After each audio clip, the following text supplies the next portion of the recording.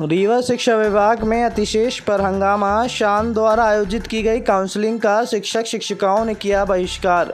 Do कार्यालय में आज होनी थी काउंसलिंग। सभी महिला एवं पुरुष शिक्षकों ने एक साथ कर दिया बहिष्कार का ऐलान।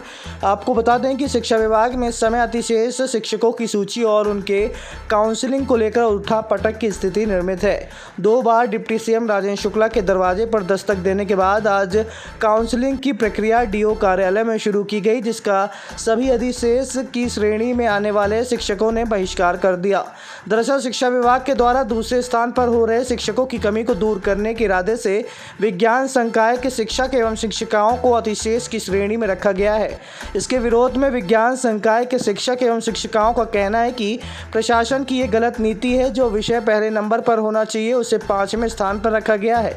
गणित विज्ञान के शिक्षक को विज्ञान की जिम्मेदारी दी जा रही है और विज्ञान के शिक्षकों की अपेक्षा की जा रही है।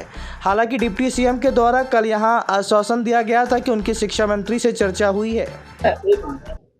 मैं मुक्ता दुबे पूरे रीवा ब्लॉक की महिलाओं के साथ और पूरे रीवा जिले की महिलाओं के साथ बोल रही हूं कि हमको जिले से बाहर भेजा जा रहा है, इसलिए हम इस काउंसलिंग का बहिष्कार करते हैं। और 20 सत्र में भेजा जा रहा है, इसलिए भी हम बहिष्कार करते हैं। जून में आप फिर से काउंसलिंग कराएं और हमारे लिए रीवा में पद जनरेट करें, तभी हम इस काउंसलिंग में भाग लेंगे, नहीं तो हमेशा बहिष्कार करेंगे। बहिष्कार ही करेंगे।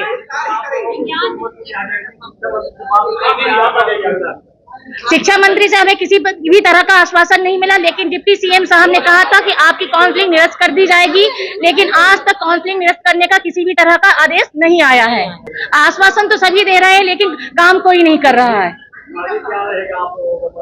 हम रीवा जिले से बाहर नहीं जाएंगे। हम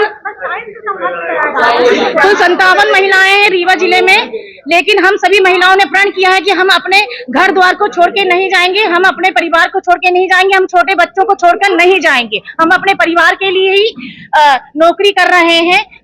और एक बात और कहना चाहूंगी, अगर आप विज्ञान विषय के साथ इस तरीके का व्यवहार करेंगे तो भविष्य में कोई भी बच्चा विज्ञान लेके नहीं पढ़ेगा।